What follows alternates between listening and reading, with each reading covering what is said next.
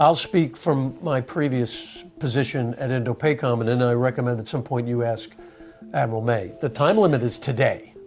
Calling on my colleagues who are in LY that Taiwan is our home and we need to defend Taiwan, our home island, in order to be strong to the world.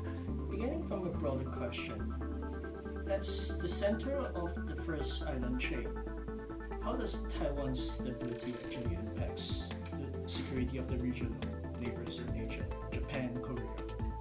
It's no secret that Asia is the focus of the global economy. 2/3 of the global economy travels through the area, and it impacts way more nations than just the ones you mentioned.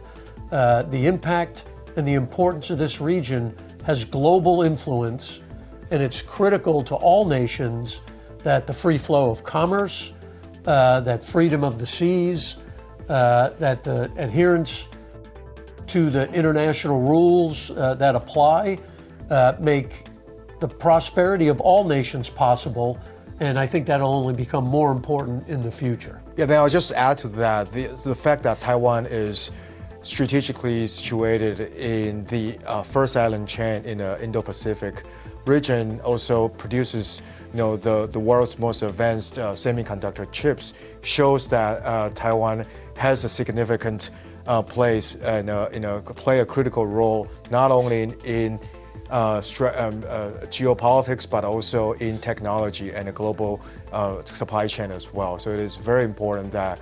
Admiral, you are the former head of the U.S. Indo-Pacific Command, and how do you compare the potential of the force military power of Taiwan when you were in office and comparing it to now?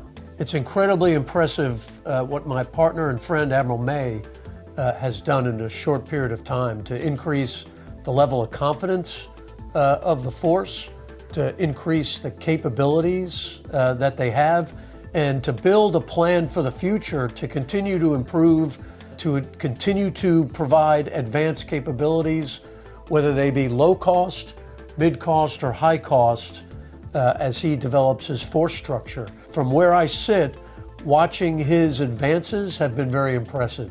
And the people of Taiwan should be very thankful for Admiral May and his leadership, along with all of the uniformed military forces and the leadership that has funded them. Yeah, and I would just add that the buildup of the tension in the Taiwan Strait has been indicative of the urgent need for Taiwan to increase our own self-defense.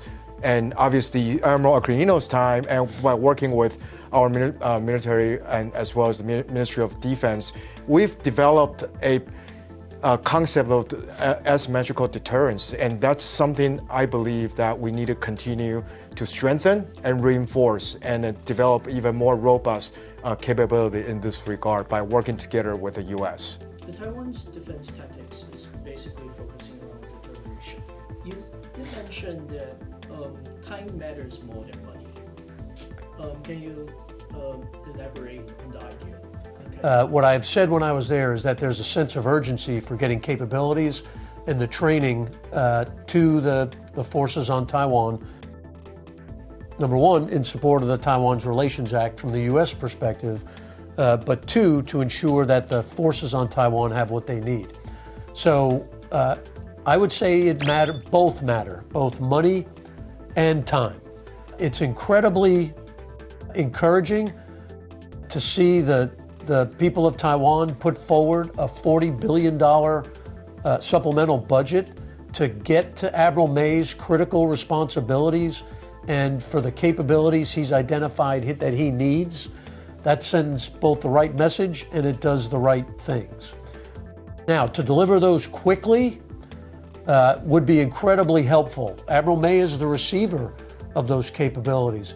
So as the legislature works through all of the things that they have to do, I think it's important to know that all politics aside, and I've been apolitical my whole life, but from a warfighting perspective and what Admiral May needs, the budget without any restrictions would be most helpful. Admiral May has identified the needs and the requirements of the force, And anything that slows that down or restricts some of the things that he might want to purchase only negatively impacts his ability to defend the people on this island. So it is both, and it shouldn't be, in my view, a political issue. It should be a common view of what's best to defend this island for the people and to deliver those capabilities the fastest. Yeah, if we look at the threat that Taiwan is dealing with and the constant gray zone activities that we are now basically struggling to understand where is the threshold to push back, there is a whole new set of defense concept that needs to be built into this, and that would basically serve as the total defense for the island, from the air denial and from the sea defense and even from a cyber perspective. And so we really need to look at the defense program holistically and look at in a multi-year framework, and instead of short-term whatever U.S. is willing to sell us and we'll buy it type of a mentality. And so again, defense and national security shouldn't be a partisan issue. And if we look at the current situation, especially PLA keeps sending warplanes to circle the island, and also the constant military exercise. And our military power, and as well as the number of our soldiers, are dwarfed by the PLA's capability. So if we don't double down on the speed and urgency, and then also our capabilities, and then I think we will face an overwhelming force, and the result of a serious consequences will be gradual, but then will be suddenly. Can you elaborate more on this issue? That how can the U.S. actually help Taiwan counter against these gray zone tactics? So gray zone activities defined as any aggression below the threshold of war. And so if you look at, for example, undersea cable sabotage or cyber attacks or any form of aggression that creates stress and as well as test our endurance and then to create security challenges for our island and also the people living on Taiwan. It is a form of gray zone activities, and it could be done economically, it could be done legally, and it could be done militarily and as well as technologically. In terms of how U.S. can do to help us is obviously number one, for Taiwan to show our own resolve and then commitments to increase defense budget and to secure these critical items that would develop integrated deterrence capabilities to show that we can deny PLA's invasion or intrusion for this type of things. So we're talking about drones or unmanned system, the autonomous, and all things that are creating asymmetrical capabilities. And secondly is to continuously working with our U.S.'s and military programs and as well as allies to develop more training, and then also person to military to military training program. This type of things I think needs to be continued. And then thirdly is to develop more and more defense urgency item fast track programs so that when the urgent matters happen, we will have the right capabilities and articles to defend ourselves. For the United States to be able to share what we have learned over the past number of years as it applies to military capabilities. Jason mentioned, unmanned capabilities, whether they be unmanned air, unmanned surface, or unmanned undersea. The ability to change the battle space with swarming unmanned capabilities really changes the calculus for any adversary that would challenge you. And we're seeing much of that play out right now in the Middle East.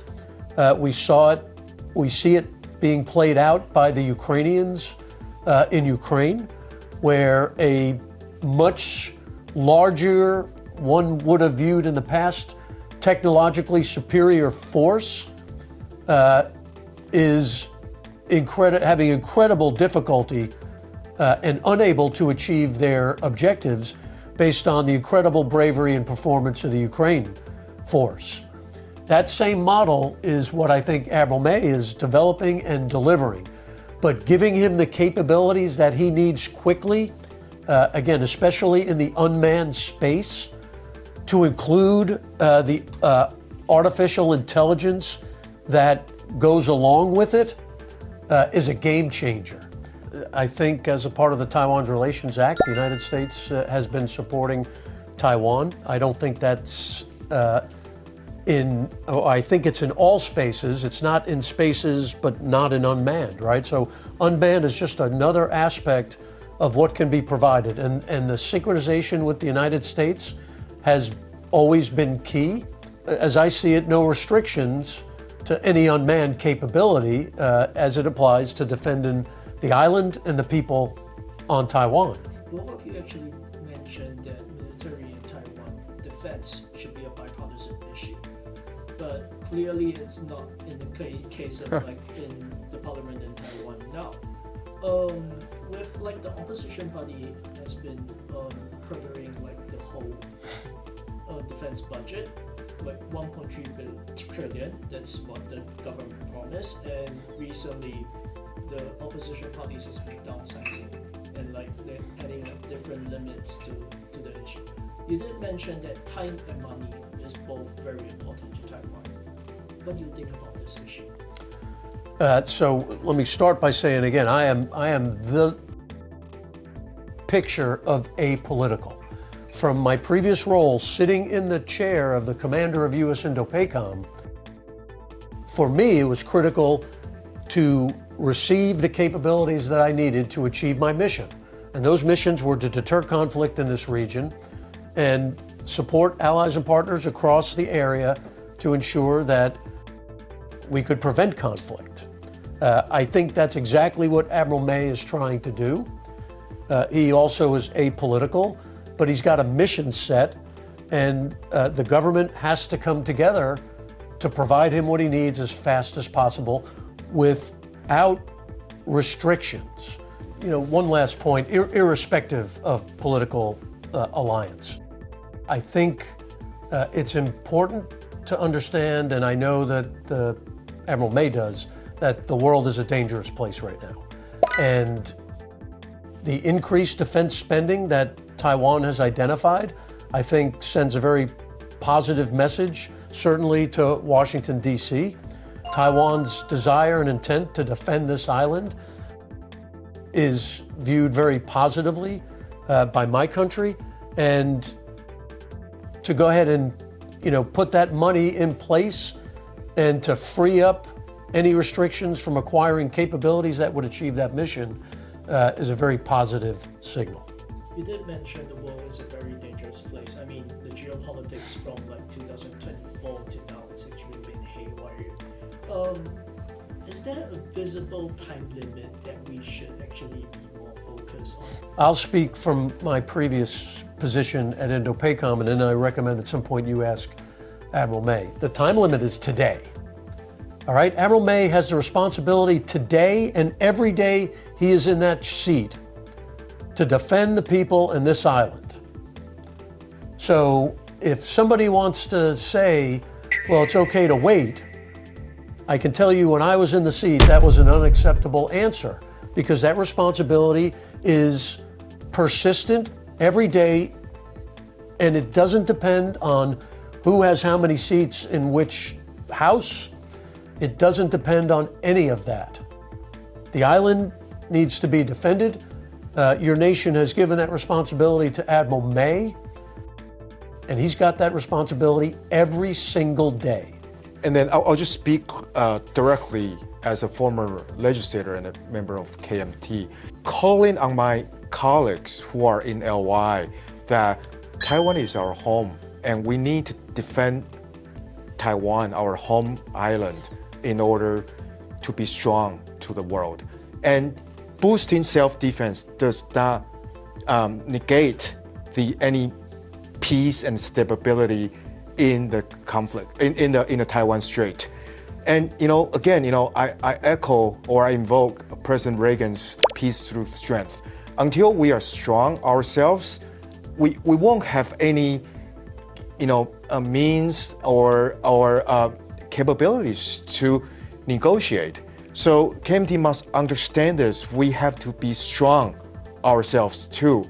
And that says a lot about all those men and women in uniform that are on service. I served in the Air Force, and many of my mates are still flying, and every day they're going up the sky and then to chase off the PLA's war plans. And then what if one day this encirclements turn it into a real thing? It's no longer just a drill. It's it's from a rehearsal, and then all of a sudden it becomes a real thing.